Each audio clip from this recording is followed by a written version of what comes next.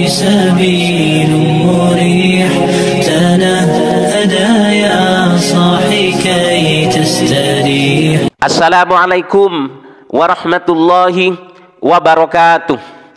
Saudara-saudariku kaum muslimin wal muslimat yang dirahmati Allah Subhanahu wa taala. Puji syukur kehadirat Allah Azza wa Jalla, kita semua masih diberikan kesempatan untuk ngaji bersama, untuk ngaji bareng.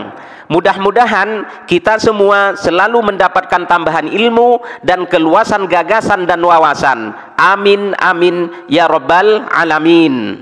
Ada 3 konsep khilafah di dalam Islam. HTI mau pakai yang mana? Nggak tahu. Kita nggak tahu. Yang jelas sistem syuro ini sudah dipakai oleh orang Romawi 1200 tahun sebelum orang Islam, namanya Respublika Romana. Bukan orang Islam yang pertama menggunakan sistem ini, orang Romawi, bos. Yang kedua, Al-Mamlakah sudah dipakai 800 tahun sebelumnya oleh orang Romawi, namanya monarki absoluto. Ahlul Halli wal Aqdi yang pertama bukan, sudah dipakai oleh orang Romawi 400 tahun sebelum Islam, dipakai oleh orang-orang Romawi ketika menguasai kekaisaran Bizantium, namanya Concilium Plebis. Hari ini HTI mengatakan sistem khilafah itu buatan Allah, maka orang Islam wajib menegakkan khilafah. Omong kosong, Pak. Ini hanya modus untuk menghipnotis kita semua supaya kita mudah ditipu oleh mereka karena mereka ingin menguasai Indonesia. Tar dulu, ada NU, bos. Langkahi dulu mayat NU. Nih Banser nih, jumlahnya 7 juta. Tentara kita TNI nih jumlahnya 1 juta, polisi 462.000. Kalau NU mau memberontak pakai Banser aja secara jumlah udah menang. Tapi apakah NU pernah mau mengkhianati negaranya sendiri? Gak pernah. Apa kata Gus Dur? Negara Kesatuan Republik Indonesia ini jauh lebih penting bagi NU. Itu NU. Makanya kemudian NU itu gak pernah mengkhianati siapapun di negara ini. Ini loh NU. Yang lain udah, itu bom yang meledak tahun 2000 sampai 2009 itu kelakuannya Wahabi semua itu, yang melahirkan Amrozi, Imam Samudra, Ali Fauzi. Terus siapa lagi itu? Banyak, Abu Bakar Bashir, Oman Abdurrahman, Bahrun Naim. Ini kan semua produk-produk Wahabi. Mohon maaf kalau ada kesamaan nama. Ada Dulmatin. Ini semua adalah pengkhianatan kalangan Wahabi kepada Indonesia. Makanya Pak, orang-orang yang ingin merubuhkan Pancasila dan ingin menguasai negara ini pasti sasarannya NU. Kenapa? NU yang menjadi palang pintunya, Pak. NU itu artinya negara ini perlu NU. Politisi perlu NU 5 tahun sekali. Seksi banget. 82 juta, bos. Pak Jokowi 56% exit pollnya itu dari NU. Itu Pak Jokowi itu, yang sekarang cawe-cawe. Ini adalah gambaran bahwa NU itu seperti lempung, mau dijadikan apapun oke, manut aja. Gus Dur, apakah ada orang NU yang ngamuk ke Monas, ngamuk ke Jakarta, bakar-bakar tokonya Cina? Enggak ada. Kata Gus Dur, tidak ada jabatan yang harus dibela mati-matian. Negara ini lebih penting. NU itu waktu zaman PKI semua para kiai, para santri dihajar. Apa yang dituduhkan kepada NU ketika santri-santri NU membalas kepada kelompok-kelompok komunis itu? NU dikatakan melanggar HAM. Diam aja NU. Nah itu loh NU itu. Jadi kalau hari ini kemudian ada orang mendadak NU gara-gara politik, kita ketawain aja. Dulu mereka itu mencaci maki NU, Pak. Bahkan kiai-kiai NU dihina. Hari ini semua siapa sih yang nggak ngaku NU? Ngaku NU semua sekarang itu. Wallahul muwaffiq ila aqwamit thoriq. Ada yang nyanyiin Yalal Waton, ini mohon maaf. Meskipun lip-syncnya salah-salah, ngafalinnya hanya semalam. Nah ini adalah gambaran bahwa pada akhirnya orang itu akan berpikir, kalau orang mencintai negara ini, maka akhirnya orang berpikir bahwa NU adalah perekat semua. NU ini yang menjadi jembatan di antara tembok-tembok ini. Semua ini, Pak. Dan apa yang dikatakan? Apakah ini kata? Ini ada seorang akademisi, Pak, namanya Phil Caruso. Ini sudah sering saya bawakan di YouTube. Phil Caruso ini adalah seorang sarjana dari Tillman University, dari Harvard. Dia mengatakan itu, Indonesia kalau kehilangan NU, dia akan kehilangan Pancasila. Ini Phil Caruso yang ngomong. Makanya negara-negara itu semua yang hari ini negara berkonflik, kata Phil Caruso, ini kalau nggak ada Pancasila, ya itulah seperti negara-negara yang ada hari ini, seperti Suriah, Somalia, Sudan, Nigeria, Pakistan hari ini. Semua mengalami kerentanan yang luar biasa, Pak. Yang paling terakhir, yang ingin saya katakan dari keteladanan Rasulullah ini, kemudian menjadi konsep awal dari peringatan 1 abad NU kemarin. Di bawah kepengurusan Gus Yahya, kemudian NU tidak boleh lagi terjebak dalam harokah-harokah siasa. Karena dalam harokah siasa akhirnya membangun kebencian-kebencian satu sama lain.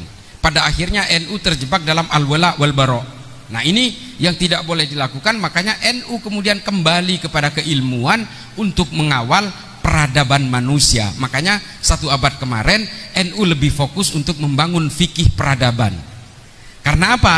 Orang Islam hari ini banyak yang terjebak dalam kepentingan-kepentingan politik.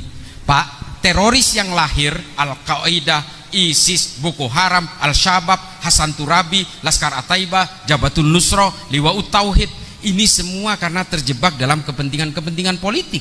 Di Indonesia ada Jamaah Islamiyah, Jamaah Ansarud Daulah, Jamaah Ansur Syariah, NII, MII, MIT, MIB, Khilafatul Muslimin, Hizbut Tahrir Indonesia. Ini semua terbentuk karena kepentingan-kepentingan politik. Akhirnya apa? Umat Islam terpecah belah, Pak, di mana-mana. Oleh karena itu NU kemudian menggagas bersama para ulama dari berbagai negara kemarin di Sidoarjo, memutuskan sebuah konklusi, kesimpulan baru, bahwa Islam tidak boleh lagi terjebak dalam berbagai operasi intelijen barat yang hanya ingin memecah belah Islam. Akhirnya kita harus betul-betul membangun ilmu pengetahuan untuk membangun peradaban melalui fikih peradaban. Nah, ini Pak, yang paling terakhir ingin saya ceritakan. Hari ini Pak, anak muda Ki Arab, Pak, ini yang mencengangkan sekali. Kemarin ketika saya ke Arab, saya menemukan buku yang lebih mengajarkan tidak percaya kepada Allah. Ini di Arab loh. Kalau saya temukan di Amerika lain cerita, Pak. Saya hidup di Amerika 4,5 tahun. Buku-buku ateis itu biasa saya temukan, Pak. Biasa saya temukan di Amerika itu. Di Eropa biasa saya temukan buku-buku yang mengatakan bahwa Allah itu nggak ada. Biasa itu. Nah, ketika saya temukan di Arab, saya gelisah, Pak. Dan kemudian membaca berita bahwa orang yang tidak percaya dengan adanya Allah itu terutama di Saudi. Coba googling itu. Ateisme paling tinggi itu adanya di Arab Saudi dan terutama di negara-negara Arab. Kenapa? Karena buku-buku ateis itu beredar di sana, Pak. Dan ini bukan barang baru di Arab sebenarnya. Pada zaman abad ke-12 sampai ke abad 14, ajaran tidak percaya kepada Allah itu juga dimotori oleh orang Arab. Namanya Abul A'la Al-Ma'ari, Ibnu Al-Muqaffa, ada Abu Bakar Razi. Ini semua adalah perintis ajaran-ajaran yang tidak percaya kepada Allah. Lalu kemudian karena tidak mendapatkan angin yang positif dari para penguasa ketika itu, selesai mereka. Nah, hari ini muncul lagi, Pak, di Arab. Ditulis oleh Stephen Hawking, ditulis oleh Hitchens, oleh Sam Harris, ditulis oleh Richard Dawkins, dan ini beredar di Arab, Pak. Coba bayangkan, di Arab beredar buku Stephen Hawking tentang terciptanya alam semesta yang mengatakan Allah itu nggak ada, dan ini dijual terbuka dan laris, Pak, di Arab. Coba bayangin ini. Stephen Hawking mengatakan bahwa alam semesta ini tercipta karena adanya teori fisika namanya mekanika kuantum, yang disebabkan oleh daya tarik listrik positif dan negatif sehingga tercipta ledakan besar, sehingga kemudian apa yang disebut dengan teori the making of the universes, terciptanya alam semesta dalam pecahan-pecahan planet. Ini karena ada ledakan besar itu. Kesimpulannya apa? Tuhan itu nggak ada. Jadi semua karena teori fisika. Kalaupun Tuhan itu ada, namanya ilmu pengetahuan, kata Stephen Hawking. Dan ini yang diyakini oleh anak-anak muda di Tunisia dan juga di Maroko, termasuk di Saudi dan sebagian negara Mesir, Pak. Hari ini. Kemudian di Tunis saya menemukan buku yang lain lagi, Pak, yang ditulis oleh Richard Dawkins. Judulnya Angan-angan tentang Tuhan. Bahasa Inggrisnya The God Delusion. Saya temukan di negara yang namanya Tunisia dengan penduduk 99,9% beragama Islam. Coba, kesimpulan besar dari bukunya Richard Dawkins ini adalah Tuhan itu nggak ada. Tuhan itu hanya diciptakan manusia sebagai alat penakut. Tuhannya manusia adalah 1,5 miliar urat saraf yang ada di tubuh manusia. Kalau urat saraf ini nggak komplit, manusia lahir cacat. Kalau manusia ditebas lehernya sampai habis, dia akan mati. Karena semua urat saraf itu yang menghubungkan otak dan organ-organ motorik ini adanya di leher. Jadi kalau manusia itu ditebas lehernya sampai putus, 1000% pasti mati. Jadi Tuhannya manusia adalah urat saraf. Dan buku ini beredar Pak di Tunisia. Enggak ada yang ngelawan. Ulama mana yang bisa ngelawan? Enggak ada Pak. Kenapa? Ulama kita sibuk berpolitik bos. Enggak ada lagi yang ingat dengan ilmu pengetahuan. Makanya kemudian NU menggagas fikih peradaban. Nah, kenapa kemudian tidak ada yang sanggup melawan teorinya Stephen Hawking dan Richard Dawkins? Karena ulama kita nggak mampu Pak. Nggak mampu melawan pemikiran-pemikiran dari ilmu pengetahuan mereka. Padahal Islam pernah melahirkan Ibnu Sina. Siapa Ibnu Sina? Penemu teori dasar ilmu kedokteran pertama, anatomi tubuh manusia. Orang Islam yang oleh orang Wahabi dikafirkan karena dia orang Persia. Yang menemukan angka 0 dalam matematika itu adalah Al-Khawarizmi, orang Islam. Yang menemukan aritmetika, ilmu dalam aljabar itu kan Al-Khawarizmi juga, orang Islam yang menemukan. Dari salah satu nama dari sambungannya Al-Khawarizmi, namanya Al-Jabir. Ini semua adalah orang Islam yang menemukan teori oksidasi dan teori fermentasi. Itu orang Islam yang oleh UNESCO dinobatkan sebagai bapak kimia modern, namanya Jabir Ibnu Hayyan, orang Islam yang menemukan jarak bulan dan matahari tanpa pakai alat. Itu Ibnu Sina. Sampai hari ini dipakai oleh Kopernikus, dipakai oleh Magellan dan sebagainya. Dipakai semua oleh orang lintas agama apapun, hasil pemikiran Islam. Nah, hari ini tidak ada yang sanggup melawan teorinya Stephen Hawking karena ulama lupa dengan kejayaan Islam lewat ilmu pengetahuan itu. Padahal, nah ini Al-Quran menyediakan semuanya. Salah satunya ada seorang pemikir Islam, seorang ulama yang membuat kitab tafsir, namanya Syekh Muhammad Thohir bin Ashur, dilahirkan di Tunisia. Nama kitabnya At-Tahrir wa Tanwir. Ada yang baca? Belum. Karena apa? Kita sibuk berpolitik. Padahal kitab At-Tahrir wa Tanwir ini ditulis pada abad ke-18 oleh Syekh Muhammad Thohir bin Ashur, dan di situ mengungkap terciptanya alam semesta berdasarkan ayat-ayat dalam Al-Qur'an yang oleh Syekh Muhammad Thohir bin Ashur disebut sebagai teori penyatuan dan pemisahan, yang dalam bahasa Arab disebut al-ittisal wal infisal. Sama persis seperti teorinya Stephen Hawking. Sama Pak. Jadi teori Stephen Hawking ini sebenarnya bukan teori baru, ini sudah ada di dalam Al-Quran sebelumnya. Cuma kita nggak bisa menemukan, dan bahkan belum, jarang yang sudah baca kitabnya dari Syekh Muhammad Thohir bin Ashur, At-Tahrir wa Tanwir. Saya juga sedang baca ini. Untuk apa? Saya sedang menulis buku untuk melawan teori-teori orang-orang ateis ini. Tapi mungkin belum selesai dalam 1 tahun ke depan, karena saya harus banyak menggali literasi dari pemikir-pemikir Islam lain. Nah ini Pak, inilah kelalaian kita ketika kita terlalu banyak memikirkan tentang politik. Kita lupa bahwa Islam itu pernah berjaya dengan ilmu pengetahuan. Ini yang membuat Islam itu tidak bisa berkompetisi dengan bangsa lain, dengan orang-orang lain, terutama di negara-negara barat. Orang-orang di Cina hari ini dari Huawei sudah menciptakan prototipe handphone Pak. Jadi besok handphone itu sudah tidak berupa batangan seperti ini. Jadi sudah pakai microchip yang dibenamkan di kepala, sehingga kita itu ngomong kayak orang gila tuh, ngomong sendiri. Tinggal ngomong istri saya, terhubung Pak langsung dengan istrinya yang juga nggak pakai handphone. Nanti begitu. Dan ada virtual screen.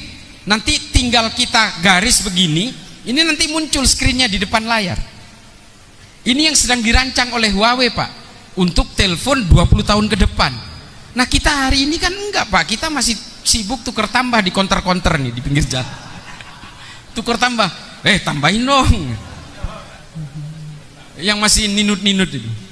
Nah, ini kita selamanya akan terus menjadi pengikut, menjadi pembeli kalau kita sendiri tidak sanggup menggagas ilmu pengetahuan. Makanya kemudian NU dalam 1 abad kemarin kita harus bisa ikut serta dalam fikih peradaban supaya kita tidak ketinggalan, Pak.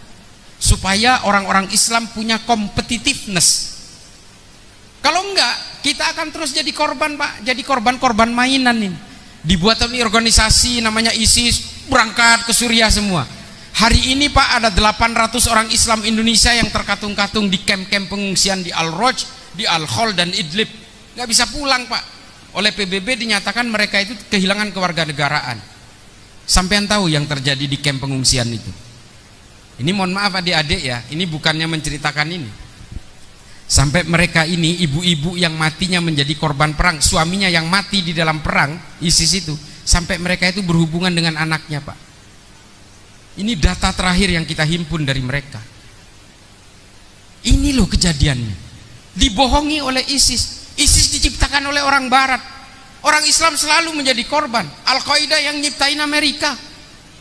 Produknya di sini akhirnya apa? Ya jadilah kayak Amrozi, kayak Imam Samudra, meledakkan bom di mana-mana. Ini kan korban konspirasi operasi intelijen barat. Apakah kemudian teroris di sini juga tahu mereka itu adalah korban? Enggak, mereka ini hanya percaya, Pak, bahwa ini atas nama Islam. Padahal ini adalah untuk kepentingan-kepentingan barat. Mereka nggak tahu. Loh, berarti Densus itu ikut konspirasi? Enggak, Densus itu ingin menyelesaikan orang-orang yang menjadi korban ideologi ini. Ya kalau mereka itu didiemin, Pak, mereka akan meledakkan bom di mana-mana atas nama agama. Karena mereka menganggap ini perjuangan agama, padahal ini dibohongin doang oleh orang-orang barat. Maka kemudian konsepnya Densus belakangan ini, nah ini mohon maaf, Pak, saya tenaga ahli di Densus, makanya saya mau cerita. Makanya kemudian orang-orang yang menjadi korban dari infiltrasi ideologi ini berusaha disadarkan, Pak, supaya kembali. Dan alhamdulillah sebagian teroris sudah banyak yang kembali menjadi NU. Kembali menjadi NU. Ini saya ulangi lagi. Kenapa Densus menjadikan NU sebagai partner? Karena tidak ada satupun orang Nahdlatul Ulama yang ditangkap oleh Densus. Saya bertanggung jawab dengan data ini. Gak ada, Pak. 2162 itu hampir semuanya Wahabi. Hanya 2 yang bukan orang Islam, yang mengatasnamakan Islam. 1 orang Katolik namanya Fernando. Yang kedua John Sondang Siagian, Protestan, mau meledakkan pos polisi Jatiwarna. Ada 4 sih, ada juga, bukan NU tapi. Ada. Dia bikin bom di sini, di Bekasi. Tahu sendirilah, nggak usah saya sebutin, saya takut digeruduk nanti. Nah ini adalah gambaran, Pak. Makanya kemudian hari ini NU itu menjadi mitra utama dari penegakan hukum terhadap aksi terorisme. Karena apa? NU tidak pernah bisa mencetak orang-orang Nahdien menjadi teroris, nggak pernah. NU tidak pernah diajarin untuk mengkafir-kafirkan orang yang berbeda, nggak pernah. NU tidak pernah diajarkan untuk mengharamkan wayang, mengharamkan ini, mengharamkan itu, mengharamkan ini, nggak pernah, Pak. NU itu berdiri sendiri dengan fikihnya sendiri. Silahkan haram sesuai dengan Batsul Masail, keputusan para ulama, silahkan. Orang yang menganggap ini tidak haram ya silahkan aja. NU nggak pernah mau pusing. NU tidak pernah gelisah oleh keimanan orang lain. NU tidak pernah gelisah oleh perbedaan tafsir yang dimiliki orang lain. Maka jangan pernah mengkafirkan NU karena berbeda dengan kalian. Ini NU. Karena kita maulidan, wah ini ahlul bid'ah. Ini kerjaan orang Wahabi ini. Lagian kalau dia itu sudah menganggap akan masuk surga, ngapain bingung oleh kita yang menurut mereka itu kita akan masuk neraka? Gak usah bingung lah. Nah ini tafsir-tafsir kita nggak boleh gelisah, Pak. Jalan terus maulidan. Ini harus kita betul-betul memupuk kecintaan kepada Rasulullah lewat maulid, lewat penghormatan terhadap para dzurriyyah Rasul. Harus, Pak. Nah ini penting bagi NU karena NU memang selalu mengajarkan cinta. NU selalu berbasis cinta. Nah ini Bapak Ibu sekalian, saya berapi-api begini karena kita ingin membangun, mohon maaf Kiai, karena kita harus mengembalikan kejayaan Islam dengan basis ilmu pengetahuan, Pak.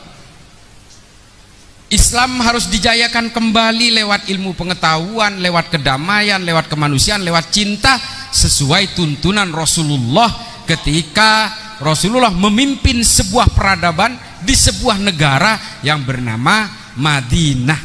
Ini Rasulullah ini. Rasulullah lah yang mendorong para sahabat untuk bisa menemukan konsep waktu sholat masuk, namanya istiwa, yang menggunakan tongkat ketika matahari sudah bergeser masuk zuhur, bergeser ke sini sekian derajat masuk asar, dan seterusnya.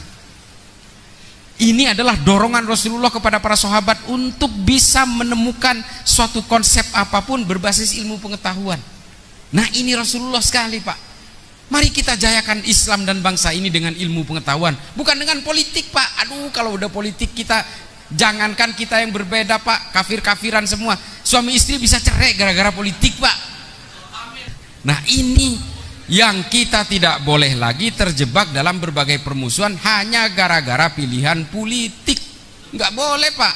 Kita tetap bersatu, orang-orang Nahdien, orang-orang Islam, dan orang Indonesia harus tetap bersatu. Silahkan berbeda pilihan politik, silahkan, sesuai hati nurani. Oh, saya cocok dengan Islam, coblos, Pak, kalau ada gambar saya. Nggak ada, tapi nah ini, Pak, yang harus menjadi pegangan kita semua, bahwa bagaimanapun Islam itu harus berbasis kemanusiaan, damai dan cinta. Ini Rasulullah sekali. Rasulullah tidak pernah mengajarkan kepada kita untuk membenci, tapi Rasulullah mengatakan munafik kepada orang yang tidak mau membela tanah airnya. Mau Islam, mau Kristen, mau Yahudi, kata Rasulullah, itu adalah orang-orang munafik yang menolak untuk berjuang bagi negaranya. Nah, ini, Pak, ini penting. Mau Kristen, mau Yahudi, mau Islam, semua kata Rasulullah munafik, orang yang menolak untuk ikut perang. Nah, ini perang ini dalam artian sekarang membela tanah air. Paling terakhir, Al-Mujalasah wa Jahirul Ilmi, Abu Bakar Ahmad Ad-Dinawari menuliskan, sebaik-baiknya manusia, orang-orang yang bermoral paling baik adalah orang yang mati-matian membela tanah airnya. Kenapa? Maslahatnya dirasakan oleh orang satu negara, apapun sukunya, apapun agamanya. Nah, ini kata Abu Bakar Ahmad Ad-Dinawari, Pak. Jadi kalau kita ingin dikatakan sebagai orang yang berakhlak baik, maka kita harus menjadi maslahat bagi orang seluruh negara. Maka kita harus betul-betul menjunjung tinggi kesepakatan bersama di dalam negara Indonesia. Terima kasih, mudah-mudahan ini bisa bermanfaat bagi saya yang fakir ilmu, mudah-mudahan bisa bermanfaat bagi siapapun. Mudah-mudahan ini bisa menjadi maslahat bagi seluruh majelis yang ada dalam ruangan ini dan juga yang menyaksikan tayangan ini. Akhiran, ihdinas siratal mustaqim, wallahul muwaffiq ila aqwamit thoriq. Wassalamualaikum warahmatullahi taala wabarakatuh.